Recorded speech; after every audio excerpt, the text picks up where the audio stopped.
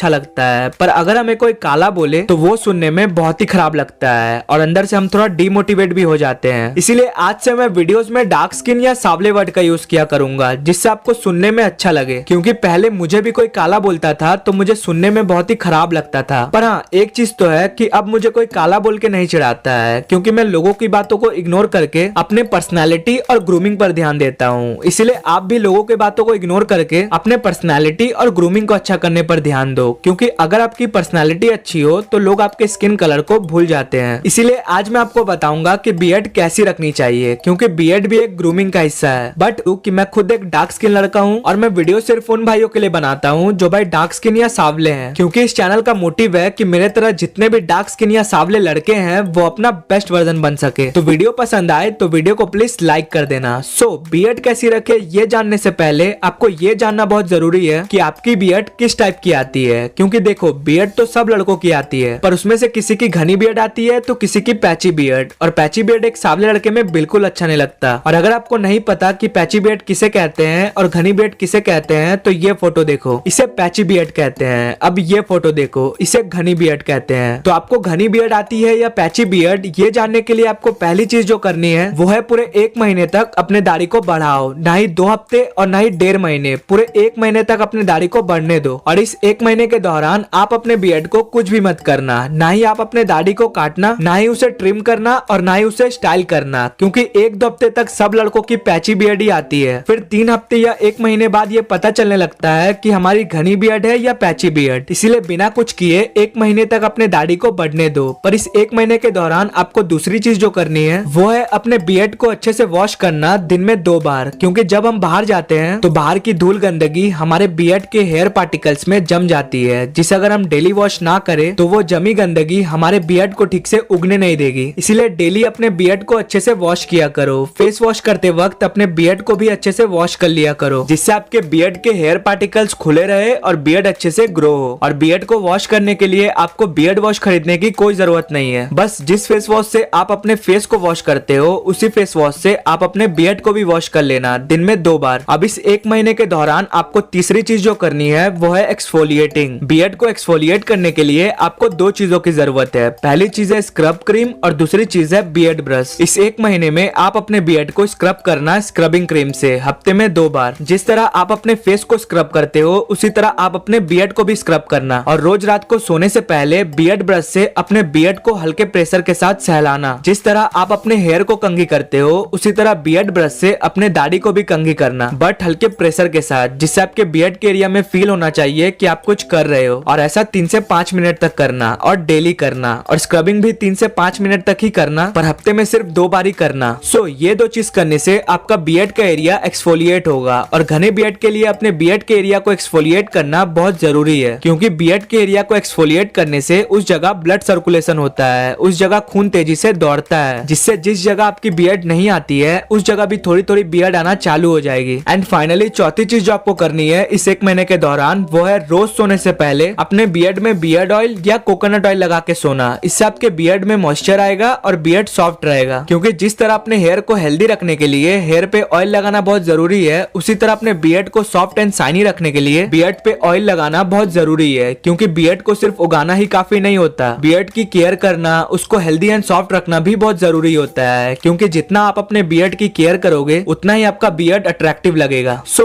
अब ठीक 1 महीने बाद आपको ये देखना है कि आपकी बियर्ड कैसी आई है। तो अगर आपकी बियर्ड 1 महीने बाद ऐसी आई है तो आपकी घनी बियर्ड है, और अगर आपकी बियर्ड ऐसी आई है तो आपकी पैची बियर्ड है। और 1 महीने बाद अगर आपकी पैची बियर्ड आई है तो मैं सजेस्ट करूंगा कि आप क्लीन शेव रहा करो या अपने बियर्ड को ट्रिम करके रखा करो, क्योंकि पैची बियर्ड एक सांवले लड़के में बिल्कुल अच्छा नहीं लगता। और एक चीज आप ये भी देखना कि 1 महीने बाद भले ही आपकी बियर्ड घनी आई है, पर क्या वो बियर्ड आपके ऊपर अच्छी लग रही है? अगर हाँ तो ही आप बियर्ड रखना, पर अगर आपके ऊपर बियर्ड अच्छी नहीं लग रही है तो आप क्लीन शेव रहा करो। क्योंकि ऐसी कोई बात नहीं है कि अगर आप दाढ़ी रखोगे तो ही आप हैंडसम दिखोगे। क्लीन शेव वाले लड़के भी अट्रैक्टिव दिखते हैं, और मैं खुद क्लीन शेव रहता हूँ क्योंकि मेरे ऊपर बियर्ड अच्छी नहीं लगती है। सो 1 महीने बाद अगर आपकी घनी बियर्ड आई है और आपके ऊपर वो बियर्ड अच्छी भी लग रही है तो अब मैं आपको बताऊंगा कि बियर्ड कैसी रखनी चाहिए। तो अपने बियर्ड को स्टाइल करते वक्त आप एक चीज का हमेशा ध्यान रखना कि बियर्ड जितना सिंपल रहेगा उतना ही अट्रैक्टिव लगेगा। इसीलिए कभी भी इन टाइप्स का बियर्ड मत रखना, ये सब स्टाइल एकदम घटिया लगता है। हमारे डार्क स्किन पर जो बियर्ड स्टाइल अच्छा लगता है वो है चाप दाढ़ी या 1-2 इंच लंबा बियर्ड। इससे ज्यादा लंबा बियर्ड हमारे डार्क स्किन पर बिल्कुल अच्छा नहीं लगता। और एक चीज हमेशा ध्यान रखना कि अपने गले के बियर्ड को इस रेड लाइन के ऊपर तक मत कटवाना, क्योंकि मैंने बहुत से लड़कों को देखा है कि वो इस तरह से अपने बियर्ड को ऊपर तक कटवा लेते हैं और ऐसा करने से लगता है कि हमारे गले में बहुत ज्यादा फैट जमी हुई है, क्योंकि हर कोई के गले के एरिया में थोड़ा बहुत फैट होता ही है। पर ऐसा बियर्ड रखने से वो फैट और हाईलाइट होता है, जिससे हम अनअट्रैक्टिव लगते हैं। इसीलिए गले के बियर्ड को ऐसा कटवाना, ना कि ऐसा। तो ये थे वो टिप्स जिसे फॉलो करके आप एक अट्रैक्टिव बियर्ड पा सकते हो। और बियर्ड के कुछ प्रोडक्ट्स का लिंक नीचे डिस्क्रिप्शन में है, लिंक पे क्लिक कर आप चाहो तो खरीद सकते हो। तो ये थी आज की वीडियो पसंद आई है तो वीडियो को लाइक कर देना, और अगर आप डार्क स्किन या सावले हो तो इस चैनल को सब्सक्राइब कर देना और बगल में घंटे को भी दबा देना। और इस वीडियो को जितना हो सके उतना शेयर करो, जिससे कि हर डार्क स्किन या सावले लड़कों की मदद हो सके। और अगर आपका कोई क्वेश्चन हो तो कमेंट जरूर करना। मिलता हूँ अगले वीडियो में, तब तक के लिए डार्क स्किन को अपनी कमजोरी नहीं, उसे अपना ताकत बनाओ।